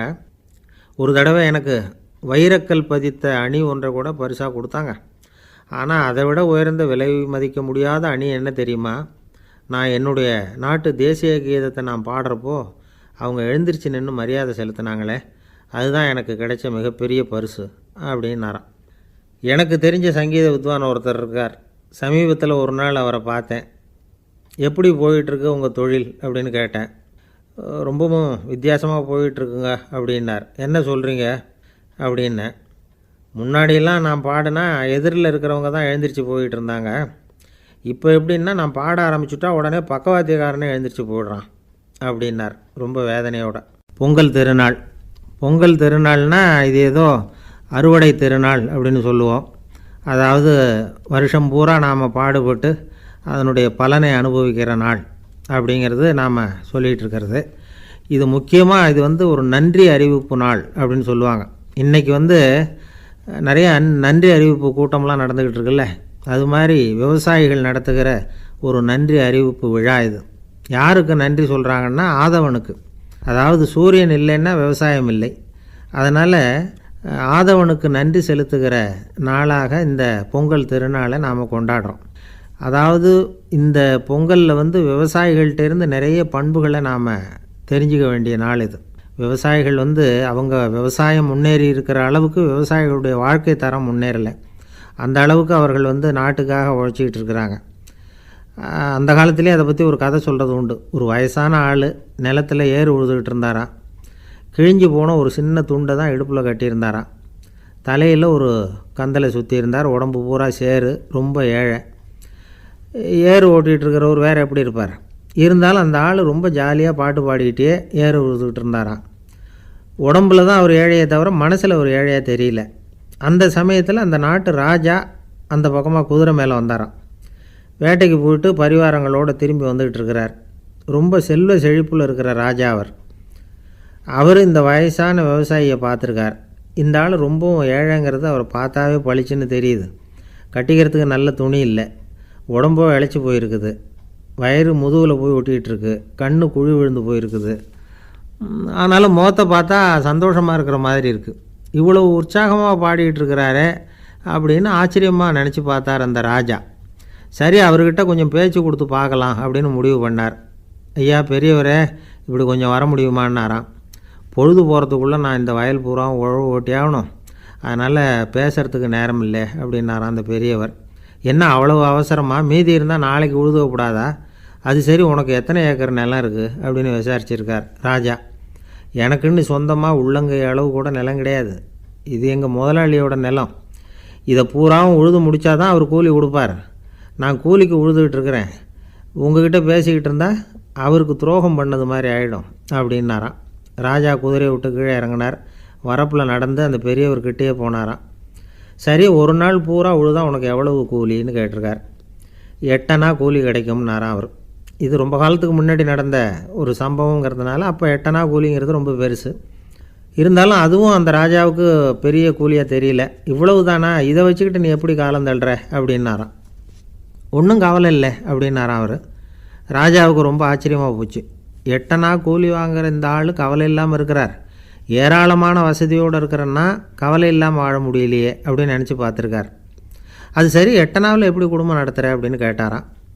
எனக்கு கிடைக்கிற 8 அணாவில் 2 அணா குடும்பத்துக்கு செலவழிக்கிறேன், 2 அணா பழைய கடனுக்கு கொடுக்குறேன், 2 அணா தர்மம் செய்கிறேன், 2 அணா வட்டிக்கு கொடுக்குறேன், ஒரு குறையும் இல்லைன்னாராம். ராஜாவுக்கு ஒன்றும் புரியல. எனக்கு ஒன்றும் புரியலையேன்னு இருக்கார். ஐயா, எனக்கும் என் மனைவிக்கும் 2 அணா செலவாகுது. வயசான அம்மா அப்பா இருக்கிறாங்க, சின்ன வயசில் என்னை காப்பாற்றினவங்க அவங்க. அந்த கடனுக்கு 2 அணா செலவாகுது, அது பழைய கடன். என் தங்கச்சி ஒருத்தி ஆதரவு இல்லாத நிலைமையில் தன்னுடைய மகனோட என் வீட்டில் இருக்கிறா. அவளுக்கும் அவள் மகனுக்கும் 2 அணா செலவு பண்ணுறேன், அது தர்மம். எனக்கு 2 பிள்ளைங்க இருக்கிறாங்க, அவங்களுக்கு 2 அணா செலவு பண்ணுறேன், அது வட்டிக்கு கொடுக்கறது மாதிரி. பிற்காலத்தில் அவங்க எங்களை காப்பாற்றுவாங்க. அந்த வகையில் நான் திருப்தியோடு வாழ்ந்துக்கிட்டு இருக்கிறேன் அப்படின்னாராம். ராஜாவுக்கு அர்த்தம் புரிய ஆரம்பிச்சுதான். அந்த பெரிய நிலத்தை விலை கொடுத்து வாங்கி அந்த பெரியவருக்கே தானமாக கொடுத்துட்டாராம். இப்போ உழுதவருக்கே நிலம் சொந்தமாயிட்டுது. அன்னையிலேருந்து அரசனுக்கும் ஆறுதல் கிடைச்சிதான். இப்படி ஒரு கதை சொல்லுவாங்க. 8 அணா வருமானத்தை வச்சுக்கிட்டு எப்படி காலத்தை தள்ளுறதுன்னு சொல்கிறதுக்காக இந்த கதையை சொல்கிறதாக யாரும் தப்பாக நினச்சிக்கக்கூடாது. கிடைக்கிறத எப்படி பங்கு போடுறார், எப்படி திருப்தியாக வாழறார் அப்படிங்கிறது தான் முக்கியம். அது மாதிரி இன்றைக்கு இந்த பொங்கல் திருநாளில் உழவர்கள் மனசு மகிழ்ச்சியாக இருந்ததுன்னா அது எல்லாரும் மகிழ்ச்சியாக இருக்கிறது மாதிரி அர்த்தம். அதனால் அவர்கள்ட்டேருந்து நாம் பாடம் கற்றுக்கணும். சில உழவர்கள் தங்கள் நிலத்தில் விளையிறத தாங்கள் சாப்பிட மாட்டாங்க. அடுத்தவங்கள்ட்ட விற்றுட்டு சந்தையில் போய் வேறு அரிசி வாங்கிட்டு வந்து தான் இவங்க சாப்பிடுவாங்க. அப்படிப்பட்ட விவசாயிகள்லாம் இது உண்டு. பங்கிடுகிற பண்பை உழவர்கள்ட்டேருந்து கற்றுக்கொள்ளுங்கள் அப்படிம்பாங்க. ஒரு ஆள் நிம்மதியாக மகிழ்ச்சியாக இருந்தானா, உங்கள் நிம்மதிக்கும் மகிழ்ச்சிக்கும் என்ன காரணம்னு கேட்டிருக்கார் இன்னொருத்தர். என்கிட்ட இருந்தது பூராவையும் என் பிள்ளைங்களுக்கு சமமாக பங்கு போட்டு கொடுத்துட்டேன், எனக்குன்னு எதுவுமே வச்சுக்கல, அதுதான் நிம்மதிக்கு காரணம்ன்றிருக்கான். உங்ககிட்ட இருந்தது எவ்வளவு இருந்தது அப்படின்னு கேட்டிருக்காரு அவர். மொத்தமாக ஒரு 50,000 ரூபா இருக்கும் அப்படின்னு இருக்கான். அவ்வளவும் பணமாகவே இருந்ததா அப்படின்னு கேட்டிருக்காங்க அவங்க. இல்லைங்க, அவ்வளவும் கடன், அதை தான் பிரித்து கொடுத்துருக்கேன் பிள்ளைங்கக்கிட்ட அப்படின்னு நானும். அவன், ஐயா உங்கள் பேரை தொடர்ந்து தினம் கேட்டுக்கிட்டு இருக்கிறேன் அப்படின்னார் ஒருத்தர். தொடர்ந்து கேட்குறீங்களே, உங்களுக்கு காது வலிக்கலையா அப்படின்னு கேட்டோம். பேசுகிற உங்களுக்கே வாய் வலிக்கலை அப்படிங்கிறப்போ கேட்குற எங்களுக்கு எப்படி காது வலிக்கும் அப்படின்னார். நம்ம உடம்புல ஒரு அதிசயம் என்ன தெரியுமா? ரொம்ப நேரம் நாம் நடக்கிறோம்னு வச்சுக்கோங்க, கால் வலிக்கும். ரொம்ப நேரம் வேலை செஞ்சால் கை வலிக்கும், உடம்பு வலிக்கும். ரொம்ப நேரம் பார்த்துக்கிட்டே இருந்தால் கண்ணு வலிக்கும். ரொம்ப நேரம் பேசிக்கிட்டே இருந்தால் வாய் கூட வலிக்கும். ஆனால் ரொம்ப நேரம் கேட்டுக்கிட்டே இருக்கிறதுனால காது வலிக்கிறது இல்லை. அதனால் கேட்குறதுக்கு முக்கியத்துவம் கொடுத்தாங்க நம்ம பெரியவங்க. திருவள்ளுவர் தேவையில்லாமல் வார்த்தைகளை உபயோகப்படுத்த மாட்டார். ஒரு திருக்குறள்னு எடுத்துக்கிட்டாவே அதில் மொத்தம் 7 வார்த்தைகள், அவ்வளவுதான். அப்படி 7 வார்த்தைகள் மட்டுமே உள்ள ஒரு திருக்குறளில் வள்ளுவர் ஒரே வார்த்தையை 5 தடவை உபயோகப்படுத்தியிருக்கிறார், திரும்ப திரும்ப பயன்படுத்தியிருக்கிறார். அப்படின்னா அதை எந்த அளவுக்கு வலியுறுத்தி சொல்கிறார் அப்படிங்கிறத நாம் புரிஞ்சுக்கணும். அது என்ன குறள்? செல்வத்துள் செல்வம் செவிச்செல்வம், அச்செல்வம் செல்வத்துள் எல்லாம் தலை. செவிச்செல்வம்ங்கிறது அவ்வளவு முக்கியமானது. கற்றலின் கேட்டல் நன்று. அதிகம் கேட்கணுங்கிறதுக்காகத்தான் எவ்வளவு கேட்டாலும் காது வலிக்கிறதில்ல. குறைச்சலாக பேசணும், அதிகமாக கேட்கணும். இன்னொரு விஷயம் கவனிங்க. நம்ம உடம்பில் கண்ணுக்கு மூடி இருக்குது, எதையாவது நாம் பார்க்க விரும்பலைன்னா உடனே கண்ணை மூடிக்கலாம். நம்ம வாய்க்கு மூடி இருக்குது, பேச விருப்பம் இல்லையா, வாயை மூடிக்கலாம். மூக்குக்கு கூட மூடிக்கிற வசதி இருக்குது, எதையாவது முகர விருப்பம் இல்லையா, மூச்சை அடக்கிக்கலாம். ஆனால் பாருங்கள், காதுக்கு மூடி கிடையாது, அதை கையால் தான் மூட முடியும். யார் என்ன சொன்னாலும் அது நல்லதோ கெட்டதோ காதில் விழுந்துக்கிட்டு தான் இருக்கும். அறிவு தான் நல்ல விஷயங்களை எடுத்துக்கிட்டு கெட்ட விஷயங்களை விட்டுடணும். நல்ல கருத்துக்கள் நம்ம காதில் நிறைய விழுந்துக்கிட்டே இருக்கணும். அதை கேட்டு நாம் நல்லபடியாக வாழணுங்கிறது தான் படைப்பின் விருப்பம். ஆன்மீகவாதிகள் கூட ஒன்று சொல்லுவாங்க. அதாவது ஆன்மீக பாதையில் நீங்கள் முன்னேறணும்னா முதல்ல சிரவணம் செய்யணும்பாங்க. அதாவது பெரியவங்க சொல்கிற நல்ல கருத்துக்களை கேட்கணும் அப்படின்னு அதுக்கு அர்த்தம். அதனால் யார் நல்ல கருத்துக்களை சொன்னாலும் அதை காது கொடுத்து கேளுங்க. இவ்வளவு கருத்துக்களையும் நம்ம நேயர் ஒருத்தர்கிட்ட சொல்லிகிட்டு இருந்தோம். அவரும் சரி சரின்னு தலையாடிக்கிட்டே இருந்தார். அப்புறம் சொன்னார், நீங்கள் சொல்கிறது சரிதான் சார், காதுக்கு மூடி இல்லைங்கிறது ரொம்ப சரி. அதனால தான் உங்கள் தகவல் கூட நாங்கள் விரும்புகிறோமோ இல்லையோ தினம் காதில் விழுந்துக்கிட்டு இருக்குது அப்படின்னார். எங்களுக்கு ரொம்ப பெருமையாக இருந்தது. அப்படியா அப்படின்னோம். ஆனாலும் என்ன மாதிரி சில பேர் நீங்கள் தகவல் சொல்கிற சமயத்தில் காதில் மூடி இல்லையேன்னு சொல்லி கவலைப்படுறதில்ல சார் அப்படின்னார். ஏன்னு கேட்டோம். காதை மூடுறதுக்கு தானே வசதி இல்லை, ரேடியோவை மூடுறதுக்கு வசதி இருக்குதுல்ல, அதனால் டக்குன்னு அதை மூடி வச்சுருவோம் அப்படின்னார். வங்க நாவலாசிரியர் சரத் சந்திரர் ஒரு நண்பர் அவர்கிட்ட வந்தார். வழக்கமாக எல்லா எழுத்தாளர்கள்கிட்டையும் கேட்குற ஒரு கேள்வியை கேட்டார். நீங்கள் எழுத்துத்துறைக்கு வந்தது எப்படி? இதுதான் கேள்வி. அதை தெரிஞ்சு என்ன பிரயோஜனம்னார் சரத் சந்திரர். சும்மா சொல்லுங்களேன், தெரிஞ்சுக்கிறேன் அப்படின்னார் வந்தவர். சரி சொல்கிறேன்னு ஆரம்பித்தார். நான் ரங்கூனில் வேலை பார்த்துக்கிட்டு இருந்தேன். சம்பளம் பத்தல, வேலையும் பார்த்துக்கிட்டு ஒரு பலசரக்கு கடை வைக்கலாம்னு நினச்சேன். என்னால் மளிகை கடை வச்சு சரியாக நடத்த முடியுமாங்கிற சந்தேகம் என் மனைவிக்கு. அதை சோதனை பண்ணி பார்க்கணுங்கிறதுக்காக சில பொருள்களின் அளவு, அதோட விலை, இப்படி சிலதை சொல்லி எல்லாத்தையும் மனக்கணக்காக கூட்டி போட சொன்னாங்க. என்னால் சரியாக கூட்டி சொல்ல முடியல. உங்களால் மளிகை கடை நடத்த முடியாதுன்னு சொல்லிவிட்டாங்க. உடனே என்ன பண்ணுறது, வேறு வழி இல்லை, கதை எழுத ஆரம்பிச்சிட்டேன் அப்படின்னார். கேட்டவருக்கு சிரிப்பு வந்துட்டு தான். சரத் சந்திரர் ஒரு பக்கம் சீரியஸான நாவல்கள், சிறுகதைகள் எழுதியிருந்தாலும் அவருடைய இன்னொரு பக்கம் வேறு விதம். நண்பர்கள்கிட்ட பேசும்பொழுதும் சரி, அவர்களுக்கு கடிதங்கள் எழுதும்போதும் சரி, கேலியும் கிண்டலும் நகைச்சுவை உணர்வும் அதிகமாக இருக்கும். காந்திஜி ஒரு சமயம் கல்கத்தாவுக்கு வந்திருந்தார். தேசபக்தர்கள் பல பேர் அவர்கிட்ட பேசிக்கிட்டு இருந்தாங்க. அப்போது சரத் சந்திரரும் அங்கே இருந்தார். கிரண் சங்கர் ராய் அப்படிங்கிறவரும் அங்கே இருந்தார். அவர் சொன்னாராம், காந்திஜியோட பழகிய முதல் வங்காளி நான் தான். போயர் யுத்த காலத்தில் இவர் லண்டனுக்கு வந்திருந்தப்போ என்கிட்ட தான் வங்காள மொழி கற்றுக்கிட்டார் அப்படின்னாராம். உடனே சரத் சந்திரர் காந்திஜியை பார்த்து, இவர் உங்களுக்கு வங்காள மொழி கற்றுக் கொடுத்தது உண்மைதானா அப்படின்னாராம். ஆமான்னாராம் காந்தி. அதனால தான் உங்களால் வங்காள மொழி கற்றுக்க முடியல அப்படின்னாராம். எல்லாரும் சிரித்தாங்களாம். சரத் சந்திரர் சாம்தாபேர் அப்படிங்கிற கிராமத்தில் தங்கியிருந்தார். ஒரு இலக்கிய நிகழ்ச்சியில் கலந்துக்கிறதுக்காக. அதுக்காக ஒரு கல்கத்தாவுக்கு போக வேண்டிய சூழ்நிலை. அதுக்காக புறப்பட்டார். அந்த சமயத்தில் பின்னாடி இருந்து யாரோ அவரை கூப்பிட்டாங்க. இப்படி கூப்பிட்டவரை பார்த்து இன்னொருத்தர் யாரோ அதட்டி இருக்கிறாங்க. போகிறவரை ஏன் இப்படி கூப்பிடுறீங்க அப்படின்னு. ஏன் கூப்பிட்டா என்னன்னு கேட்டிருக்கார் சரத் சந்திரர். புறப்படுறவங்கள பின்னாடி இருந்து கூப்பிடுறது அபசகுனம், போகிற இடத்துல ஏதாவது ஆபத்து வரலாம் அப்படின்னு அதுக்கு விளக்கம் கொடுத்துருக்கிறார் அவர். உடனே சரத் சந்திரர் சொன்னாராம், இதோ இவங்க என்னை இலக்கிய கூட்டத்துக்கு அழைச்சிட்டு போகிறாங்களே, இதை விட வேறு என்ன ஆபத்து வந்துட போகுது அப்படின்னாராம். இப்படி சரத் சந்திரருக்கு இயல்பாகவே நகைச்சுவை உணர்வு உண்டு. அவருடைய நண்பர் ஒருத்தர் வீட்டுக்கு கூப்பிட்டுருந்தார். அங்கே ஒரு கச்சேரிக்கு ஏற்பாடு பண்ணியிருந்தாங்க. சரத் சந்திரருக்கு இயல்பாகவே கச்சேரியில் நீண்ட ஆலோசனையெல்லாம் கேட்குறதுக்கு பொறுமை இருக்காது. அதனால் மெதுவாக பாட போகிறவர் எப்படி அப்படின்னு கேட்டிருக்கார். அவருக்கு ரொம்ப நல்லா பாட தெரியும் அப்படின்னு சொல்லியிருக்கிறாங்க. அதுக்கு சரத் சந்திரர், பாட தெரியுங்கிறது சரி, பாட்டை நிறுத்த தெரியுமா, அதை சொல்லுங்கள் முதல்ல அப்படின்னாராம். கங்கை கரை தோட்டம் பக்கத்தில் ஒரு ஆசிரமம், அங்கே ஒரு பெரியவர் தங்கியிருக்கிறார். அவர் தான் ராமகிருஷ்ண பரமஹம்சர். அந்த ஆசிரமம் இருந்த இடம் கரக்பூர். வங்காளத்தில் பொதுவாக எல்லோரும் மீன் சாப்பிட்றது உண்டு. கங்கையில் குளிச்சுட்டு கையில் ஒரு மீனோடு வர்றது வழக்கம். இவர் இருக்கிற இடத்துக்கு கங்கையில் படகு வழியாக வரணும். அப்படி தான் எல்லோரும் வருவாங்க. வர்றவங்கள ஒன்று கூட்டி ஆன்மீக விஷயங்களை பற்றி பேசிக்கிட்டு இருப்பார். ஒவ்வொரு நாள் ஒவ்வொருத்தர் நகரத்துக்கு போகணும். வரும்பொழுது மீன் கொண்டுக்கிட்டு வரணும். அதுக்கு ஒரு அட்டவணையே உண்டு ஆசிரமத்தில். அது பிரகாரம் ஒரு நாள் சுவாமி யோகானந்தர் படகில் போனார். படகை செலுத்தினவங்க ராமகிருஷ்ணரையும் சுவாமி யோகானந்தரையும் மற்றவங்களையும் பித்தர்கள் அப்படின்னு சொல்லி ஏளனமாக பேசினாங்க. அவங்க என்ன பைத்தியம் பிடிச்சவங்க அப்படிங்கிறது மாதிரி. சுவாமி யோகானந்தருக்கு ரொம்ப மென்மையான இதயம். இவங்க இப்படி கண்ணாபின்னான்னு பேசுகிறத பார்த்தா மீனை வாங்கிட்டு திரும்புகிறப்போ என்ன நடக்குமோ அப்படிங்கிற பயம் வேறு வந்துட்டுது அவருக்கு. அவ்வளவு மென்மையானவர். இதை தெரிஞ்சுக்கிட்ட ராமகிருஷ்ணர், யோகானந்தா இங்கே வா அப்படின்னு கூப்பிட்டார். இவர் கண்ணீரை தொடச்சிக்கிட்டே கிட்ட போனார். சொன்னார், ஐயா, படகு ஓட்டுறவங்க உங்களை பற்றி மோசமாக பேசுகிறாங்க. என்ன திட்டினா பரவாயில்ல, ஆனால் உங்களை அவங்க திட்டுறாங்க, அதை என்னால் தாங்கிக்க முடியல அப்படின்னார். இதை கேட்டதும் ராமகிருஷ்ணருக்கு கோபம் வந்துட்டு தான். என்னது, உன்னுடைய குருவை பற்றி அவங்க மோசமாக பேசும்பொழுது நீ சும்மா இருந்தியா, வெளியில் போ அப்படின்னு விட்டார். குரு நிந்தனை செய்கிறப்போ அதை கேட்டுக்கிட்டு சும்மா இருக்கலாமா? குரு நிந்தனையை கேட்டால் பாவம் இல்லையா?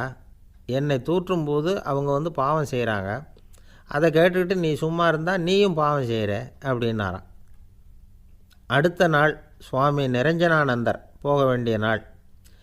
இவர் படகுல போகும்பொழுதும் அதே மாதிரி நடந்து தான். அவங்க மோசமாக பேச ஆரம்பித்தாங்க, திட்ட ஆரம்பித்தாங்க. அப்படி கேலி பண்ண ஒருத்தனை இவர் என்ன பண்ணார், பலார்னு கன்னத்தில் அரைஞ்சிட்டார். இன்னொருத்தனை கங்கையில் தூக்கி எறியறதுக்கும் தயாராகிட்டார். அதுக்கப்புறம் அவங்க யாரும் வாயை திறக்கலை. மீன் வாங்கிட்டு வர்றப்பவும் படகுல ஒரே அமைதி. அவ்வளவு பயம் அவங்களுக்கு. ராமகிருஷ்ணர் கூப்பிட்டு விசாரித்தார் என்ன நடந்ததுன்னு. இவர் சொன்னார், அவர் யோகானந்தா போகும்பொழுது என்ன நடந்ததோ அப்படியே தான் இப்போவும் நடந்தது. குரு நிந்தனை செய்கிறத கேட்டுக்கிட்டு நான் சும்மா இருப்பேனா? ஒருத்தனை அப்படியே அரைஞ்சுட்டேன், இன்னொருத்தனை ஆற்றுல தூக்கி போட்டுருவேன்னு பயமுறுத்தினேன், அவ்வளவுதான் அப்படின்னாராம். இப்போவும் ராமகிருஷ்ணருக்கு கோபம் வந்துட்டு தான். என்ன இது, அணியறது காஷாயம், இருக்கிறது ஆசிரமம், உனக்கு இவ்வளவு கோபம் வந்ததுன்னா அப்புறம் என்னத்துக்கு ஆசிரமத்தில் இருக்கணும்? பிரம்மச்சாரி எப்பவும் அமைதியாக இருக்கணும் அப்படின்னு அறிவுரை சொன்னாராம் ராமகிருஷ்ணர். அப்போ இவர் கேட்டாராம், ஏங்க அவருக்கு ஒரு விதமான அறிவுரை சொன்னீங்க, எனக்கு வேறு விதமாக அறிவுரை சொல்கிறீங்க, இதில் எது உண்மை அப்படின்னு கேட்டிருக்கார். இதுக்கு ராமகிருஷ்ணர் சொன்ன பதில் என்னென்னா, அட அசடே, சக்கரத்தில் காற்று அதிகமாக இருந்தால் குறைக்கணும், குறைச்சலாக இருந்தால் கூட்டணும். அவன் சாது, அவனுக்கு அதிக உணர்ச்சி தேவை, உனக்கு படபடப்பு அதிகம், உனக்கு பொறுமை தேவை அப்படின்னாராம். இதில் உள்ள கருத்து என்னென்னா, கல்விங்கிறது எப்படின்னா அதை சூழ்நிலைக்கு